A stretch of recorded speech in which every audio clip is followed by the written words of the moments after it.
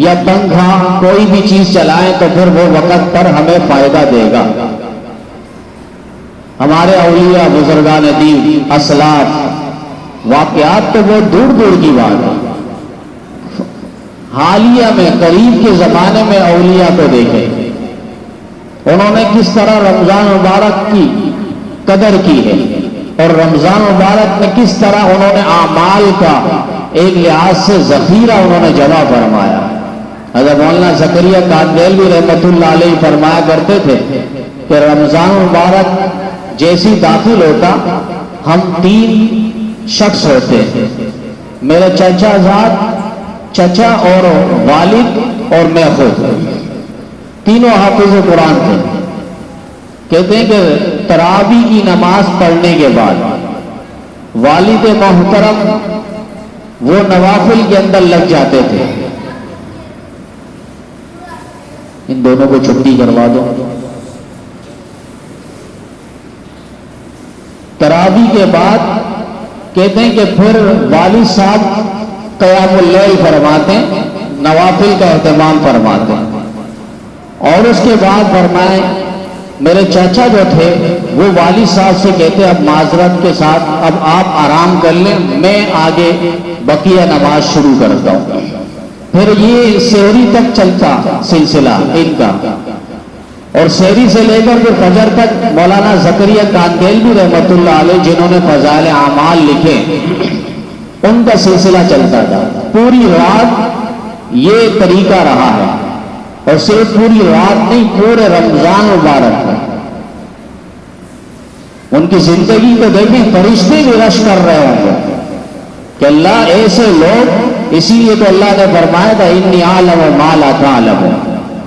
فرشتوں نے پیدائش انسانیت پہ اعتراض کیا تھا، اتجعل فیہا من یفسد فیہا ویسفک الدماء وَنَحْنُ نُسَبِّحُ بِحَمْدِكَ وَنُقَدِّسُ لَكَ. اللہ آپ ایک انسان کو بنانا چاہتے ہیں جس انسان کے اندر تو خون ریزی ہوگی، فساد ہوگا، عناد ہوگا، دشمنی ہوگی، لڑائی ہوگی، قتل و غارت گیری ہوگی، خون بہانا ہوگا.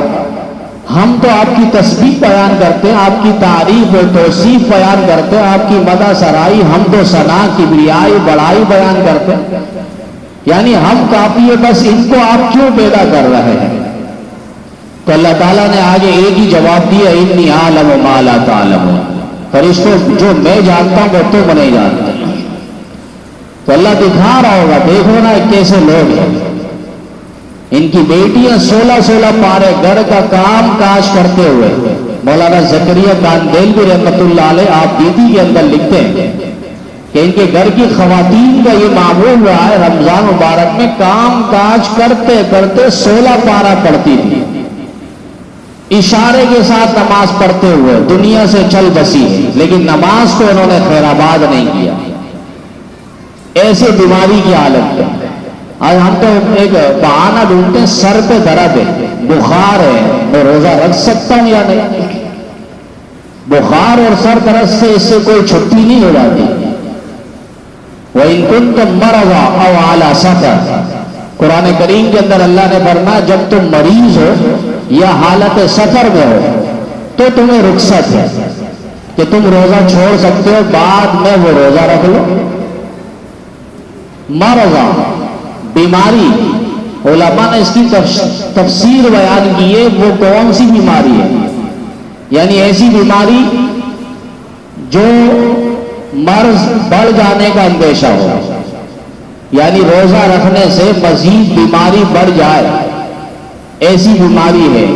فرمایا اس کے لیے رخصت ہے.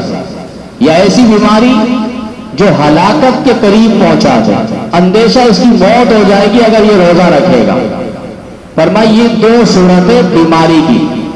اس کے علاوہ صرف سر درد اور پیٹ درد اور جسم درد اور بخار، اس سے چھٹی نہیں ہے روزے کی. اور روزے کی قدر حدیث پاک کے اندر صرف ایک ہی ارشاد کافی ہے. فرمایا زمانے بھر یہ روزہ رکھے اور جو ایک روزہ اس نے چھوڑ دیا ہے اس ایک روزے کا بدل اور مثل ہو نہیں سکتا. تو رمضان کی اتنی اہمیت اور رمضان مبارک میں اتنے برکات اور فوائد اور ثمرات ہیں کہ اس نے ایک روزہ چھوڑ کیسے دیا. اور روزے کا بدل اللہ تعالیٰ فرماتے میں خود ہوں، باقی اعمال کا بدلہ اللہ تعالیٰ فرشتوں کے ذریعے دیں گے، اور روزے کا بدلہ اللہ تعالیٰ خود بلا کر روزے دار کو اللہ تعالیٰ دیں گے۔ تو اس کی تیاری ہم کوشش کریں، آج ہی سے ایک نقشہ تیار کریں اور ایک جدول اور شیڈول بنائیں، اور اس کے اندر ہم لکھیں نماز کسی صورت میں ہم چھوڑیں گے نہیں، روزہ کسی صورت میں ہم چھوڑیں گے نہیں۔ اب دیکھیں نا کتنا جسمانی روحانی فائدے تو الگ ہے۔ اللہ تعالیٰ روزے دار کے جو منہ کی بو ہوتی ہے وہ اللہ تعالیٰ کے ہاں مشک و عنبر اور کستوری سے زیادہ خوشبودار ہے۔ ہم اور آپ سنتے دیکھتے ہیں کتنا بدبو آ رہی ہے اس کے منہ سے روزے کی وجہ سے، لیکن اللہ تعالیٰ کو کستوری سے زیادہ وہ خوشبو اور اللہ تعالیٰ کو اچھا لگتا ہے کہ میرا بندہ میرے لیے بھوک پیاس برداشت کر رہا ہے۔ تو روزہ فرمائیں کہ اس کو کسی صورت میں نہیں چھوڑنا۔ روحانی فائدے تو ہیں، ساتھ ساتھ جسمانی فائدے بھی ہیں کہ ایسا کینسر کا مریض ہے 4 سال سے اس کو کینسر کے اندر مبتلا ہے، جیسے انہوں نے روزہ شروع کیا 2-4 روزہ رکھنے کے بعد کینسر کی بیماری کے اندر کمی آئی ہے، اور آہستہ آہستہ اس نے سارے روزے رکھ لیے، اور اس کے بعد علاج کروایا، چیک اپ کروایا تو پتہ چلا اب علاج کے بعد کینسر ہے ہی نہیں۔ اللہ تعالیٰ نے اتنے فائدے اس کے اندر رکھے، اور اکثر میں کہا کرتا ہوں حضرت مولانا پیر ذوالفقار احمد نقشبندی صاحب نے یہ واقعہ لکھا ہے کہ ایک شخص تھا وہ 35 سال سے روزہ رکھ رہا تھا، اور وہ تھا عیسائی۔ اس کو کہا گیا، پوچھا گیا بھئی آپ کیوں روزہ رکھ رہے ہو، آپ تو مسلمان ہو ہی نہیں، مسلمانوں کیا روزہ رکھنا ہے؟ تو اس نے کہا کہ میں نے اس کے اندر بہت سے فوائد دیکھے اس لیے میں روزہ رکھتا ہوں۔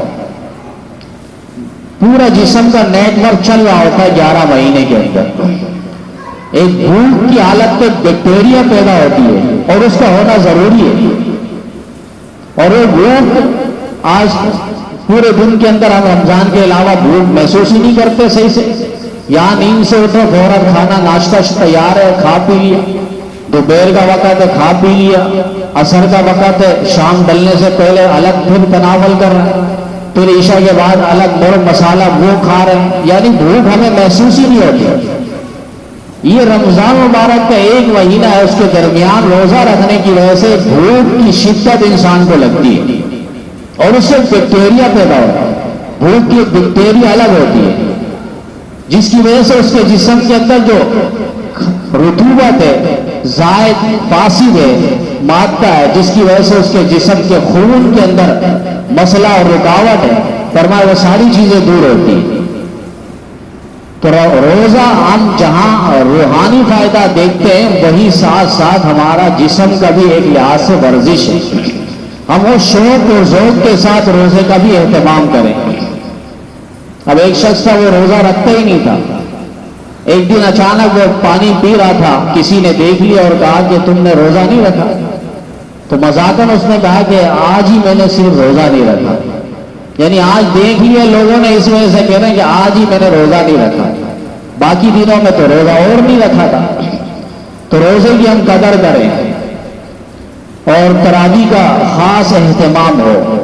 20 رکعت تراویح یہ قیام اللیل ہی ہے، اور ایک لحاظ سے ورزش ہی ہے کہ انسان افطاری کے اندر بہت زیادہ کھا لیا اور عشاء سے پہلے ہی رات کا کھانا کھا لیا، اب پیٹ پہ گڑبڑ ہو رہا ہے، تراویح میں کھڑا ہو جائے۔ 20 رکعت ایک ورزش ہے۔ حضرت مولانا پیر ذوالفقار احمد نقشبندی صاحب فرمانے لگے، میں امریکہ کی ایک ریاست پہ اجلاس پہ تھا، وہاں میں نے ایک شخص کو دیکھا وہ بار بار اجلاس سے 20-25 منٹ بعد اٹھتا اور کچھ دیر جو وہ ٹہلتا پھر واپس آ کے بیٹھ جاتا۔ میں نے کہا یہ کیا ہے، تم واک کیوں کرتے ہو بار بار اٹھ کر؟ تو اس نے کہا یہ جسمانی ورزش ہے، اس سے یہ فائدے ہیں۔ تو انہوں نے کہا واقعی اسلام کی تعلیمات کے اندر یہ فوائد ہے کہ دن رات میں اللہ تعالیٰ نے 5 نمازیں جو فرض کی ایک لحاظ سے ورزش ہی ہے کہ پوری رات یہ سو رہا ہے، کس کروٹ پہ کس حالت پہ، فوراً اٹھا وضو کیا اور نماز پڑھی، یہ ورزش ہو گئی۔ پھر وہ ظہر کی نماز کے لیے کام کاج میں بیٹھا ہوا تھا، وہاں سے اٹھ کر وضو کیا اور ظہر کی نماز کے لیے حاضر ہو گیا، 12 رکعت ہے۔ اب یہ ورزش ہے ایک لحاظ سے۔ پھر عصر کی نماز، پھر مغرب عشاء سونے سے پہلے، فرمائے کہ یہاں سے جسمانی ورزش ہی ہے تو تراویح کا اہتمام ہو۔ بعض ایک تو ان لوگوں پر افسوس ہے جو کہتے ہیں تراویح کی نماز صرف 8 رکعت ہے، لیکن افسوس ہے جو پڑھنے والے نمازی جو پیچھے بیٹھ کر صرف 10 رکعت پڑھتے ہیں۔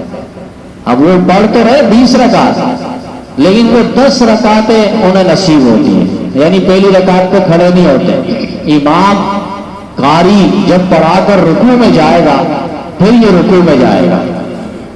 قرآن کریم میں ایسے نمازیوں کو منافق کہا ہے، منافق لوگ یہ سستی کرتے نماز کے اندر، نماز میں بھی آ گئے پھر بھی سستی ہو رہی ہے، گپ شپ باتیں، اور کچھ تو جیب سے پکوڑے اور سموسے نکال کر چھولے نکال کر باقاعدہ کھا رہے ہیں۔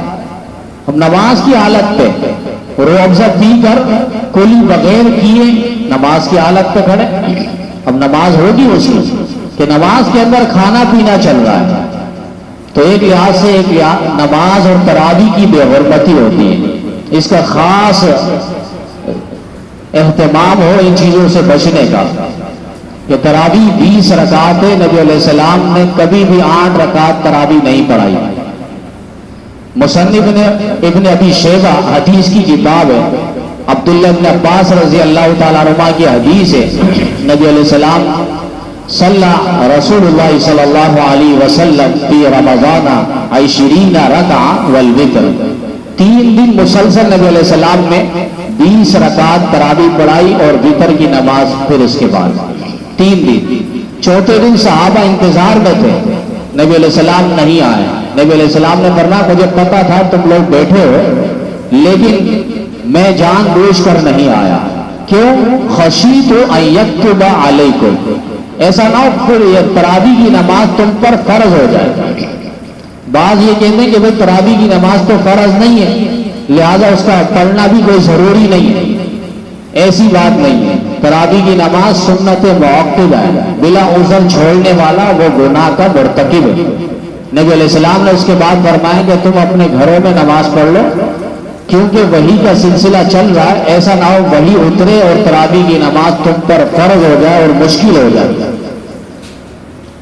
حضرت عمر فاروق رضی اللہ تعالیٰ عنہ کے زمانہ خلافت پہ ابو بکر صدیق رضی اللہ تعالیٰ عنہ کا 2 سالہ خلافت کا جو تھا وہ ایک لحاظ سے ایمرجنسی خلافت تھی۔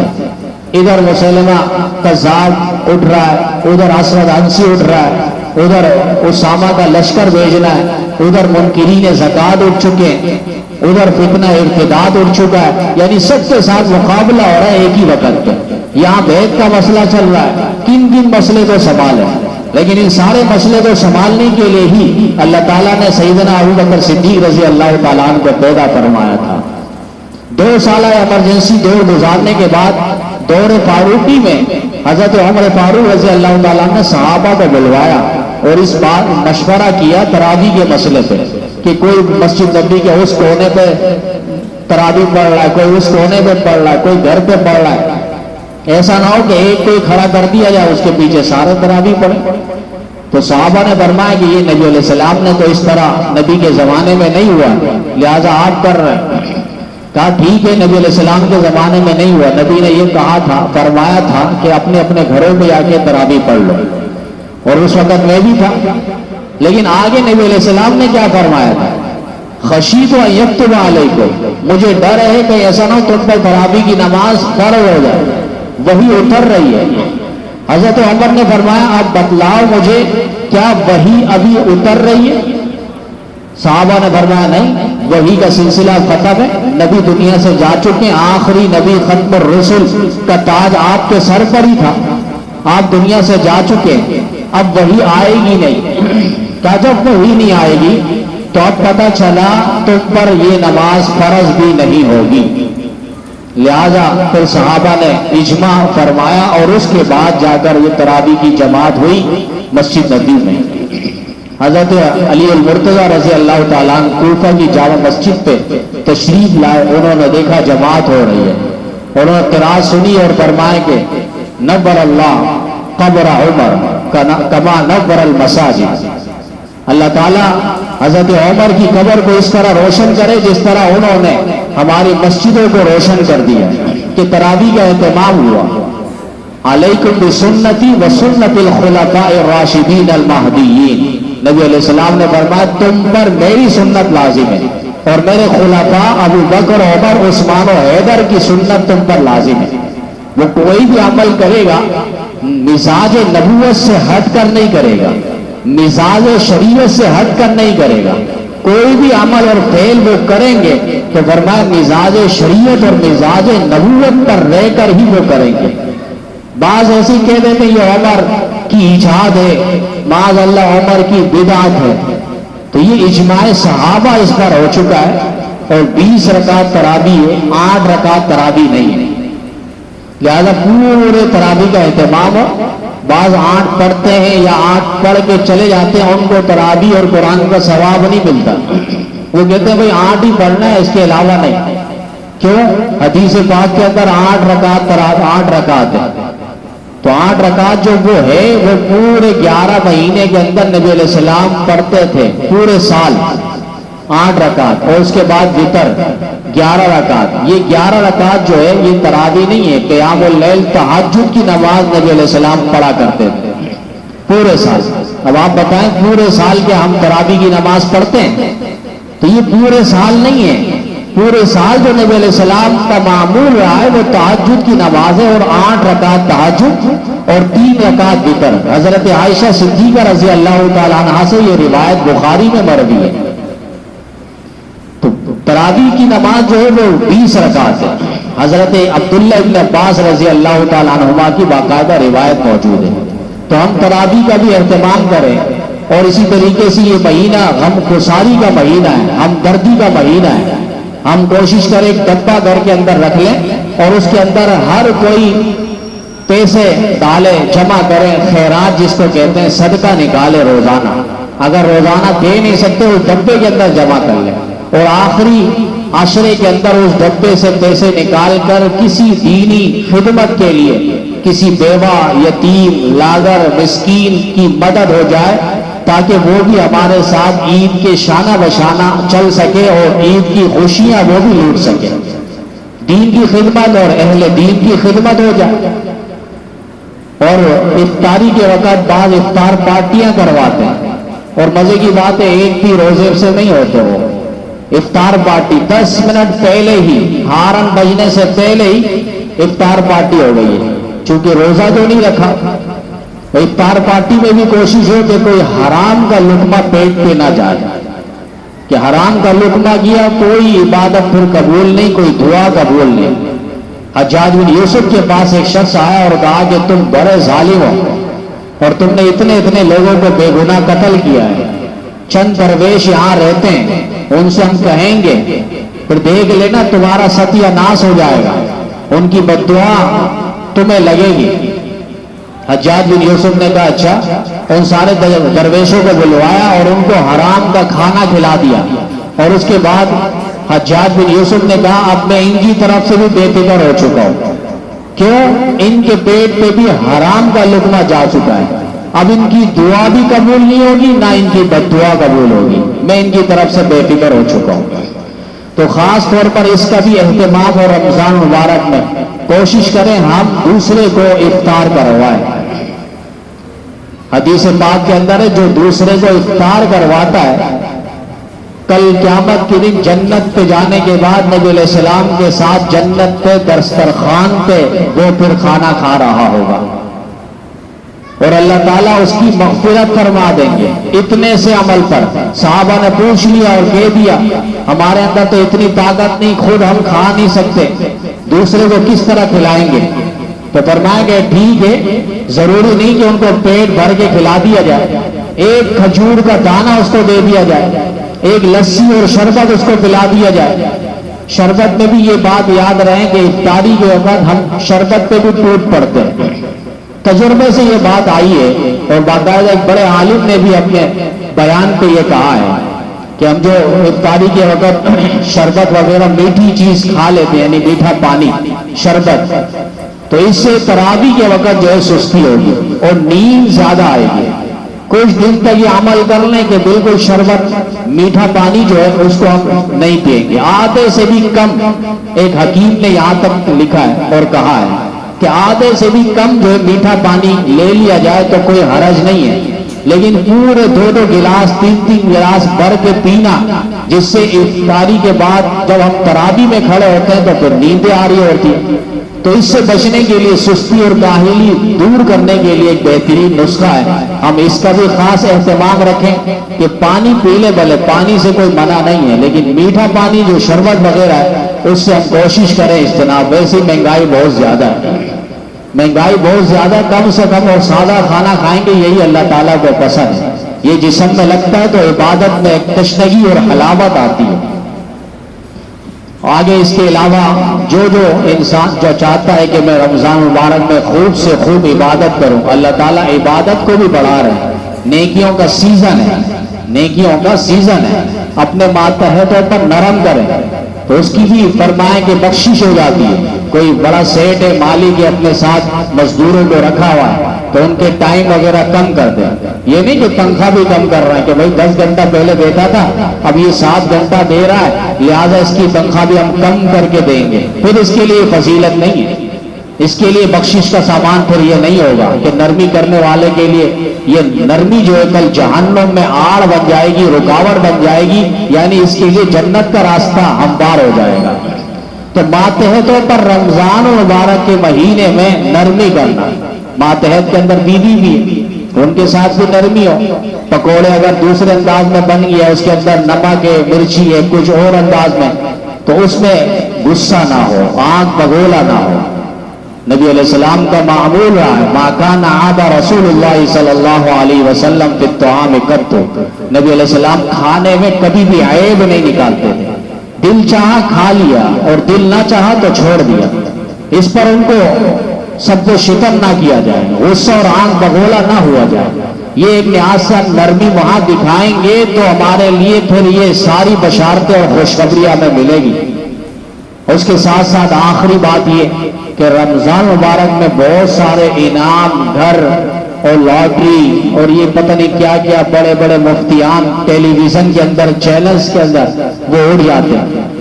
پورے سال، پورے مہینے 11 مہینے وہ ڈانس کرتے رہے، گانا گاتے رہے، فلمی اسٹار رہے، گلوکار رہے، فنکار رہے، اداکار رہے، اور اب رمضان مبارک میں آ کر وہ مسئلے بیان کر رہے ہیں۔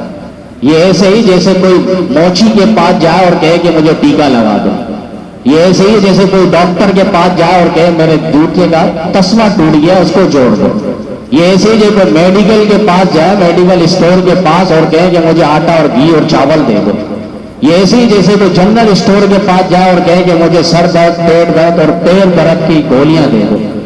تو ایسا نہیں ہے، مسئلہ دین کا وہ علماء دین کے پاس ہے جو پورے سال دین کی خدمت میں لگے ہوتے ہیں، جن کے پاس مسائل سمجھنے کے لیے اللہ تعالیٰ نے عقل سلیم دی، ان سے مسائل ہم پوچھیں گے۔ یہ فلمی اداکار جو اسٹار اور گلوکار اور فنکار جو بیٹھے انعام گھر دکھانے کے لیے، دنیا کے انعام کے پیچھے ہمیں لگا کر ایک لحاظ سے رمضان مبارک میں اتنے انعامات جو اللہ تعالیٰ دے رہے ہیں اس سے ایک لحاظ سے ذہن کو ہٹا رہے ہیں۔ بعض تو کہتے ہیں ٹائم پاس کے لیے ہم نے یہ کھول دیا چینل، دیکھنے کے لیے خوشیاں، ٹائم پاس کے لیے۔ ہم نے کہا ٹائم پاس کے لیے قرآن کے پارے پڑھ لو، بہت آسان اور بہترین انداز میں ٹائم پاس ہوگا۔ 70,000 مرتبہ لا الہ الا اللہ کا ورد کر لو، جنت کا پروانہ حاصل کر لو۔ درود شریف کا ورد کرو، درود شریف کا ورد کرو 1000 مرتبہ۔ ایک خاتون ہے سائیوال کے اندر، ابھی بھی ہے، کہتی کہ میں روزانہ 1000 مرتبہ درود پاک پڑھتی ہوں۔ ایک رات مجھے نبی علیہ السلام کی زیارت ہوئی اور میں نے دیکھا آقا جا رہے ہیں، چہرہ نہیں دکھا رہے، میں سمجھی شاید اللہ کے پاک پیغمبر مجھ سے ناراض ہے، تو میں نے کسی کو سفارش کے لیے کہا کہ اللہ کے رسول میری طرف دیکھیں، اپنی زیارت آپ مجھے کروائے۔ نبی علیہ السلام نہیں دیکھتے۔ اچانک نبی علیہ السلام نے پلٹ کے میرے اوپر تھوکا، آپ کے تھوک مبارک میرے اوپر پڑے، میری اس کے بعد آنکھ کھل گئی تو میں نے دیکھا اس چادر پہ، جس چادر پہ میں سو رہی تھی، اس چادر پہ نبی علیہ السلام کے مبارک لعاب دہن پڑے تھے اور پورا کمرہ خوشبو سے معطر تھا۔ پھر اس کے بعد میرے خاون کو میں نے بتلایا تو خاون نے بڑے بڑے علماء کو، حضرت مولانا زاہد الراشدی صاحب جو مولانا سرفراز خان سکر رحمۃ اللہ علیہ کے فرزند ہیں، ابھی بھی ہے گجرنال میں، اور انہوں نے آ کر باقاعدہ اس کو سونگا اور کہا کہ جنت کی خوشبو اس سے آ رہی ہے نبی علیہ السلام کے مبارک لعاب دہن سے۔ اور ان کے بعد انہوں نے کہا کہ آپ اپنی اہلیہ سے کہیں کہ میرے سارے اعمال، ساری نیکیاں، سارا علم و عمل لے لے اور مجھے صرف یہ چادر مجھے دے۔ چادر کا کیا کرنا ہے؟ کہا میں اپنے کفن کو اس کو استعمال کروں گا۔ تو درود پاک کی کثرت ہو۔ نبی علیہ السلام محسن کائنات، محسن مسلمان نہیں، محسن انسان بھی نہیں، محسن کائنات۔ اس کائنات کے اندر ذرے ذرے کے لیے نبی علیہ السلام محسن بنے، چاہے وہ انسان ہو، کافر ہو، حیوان ہو، انسان ہو، جانور ہو، سب کے لیے نبی علیہ السلام محسن بن کر تشریف لائے۔ تو لہذا درود پاک کی کثرت ہو۔ اور یہ جو گلوکار ہے، فنکار ہے، اداکار ہے، جو انعام گھر دکھا کر، لاٹریاں دکھا کر ہمارے ایمان پر، اعمال پر ایک لحاظ سے قاری ضرب لگا رہے ہیں، اس سے بھی کوشش کریں گے پورے رمضان میں ٹیلی ویژن کو ہم بند رکھیں گے۔ کیلنڈر آ چکے ہیں، ان کو دیکھ لیا جائے۔ تو گزارش یہی ہوگی کہ رمضان میں تقریباً 2 دن باقی ہے، ہم ابھی سے ایک نقشہ بنا لیں، پرچہ بنا لیں اور جیب پہ رکھ لیں کہ رمضان مبارک میں مجھے یہ اعمال کرنے ہیں۔ کام کاج اپنی جگہ 11 مہینے ہم کرتے رہتے ہیں، کوئی مسئلہ نہیں۔ یہاں تک فرمائے کہ اگر کسی کی آمدنی حرام ہے، حرام کماتا ہے وہ، اس کے لیے بھی شیخ الاسلام مفتی تقی صاحب نے ایک ہیلا لکھا ہے کہ وہ کیا کرے اس ماہ مبارک پہ۔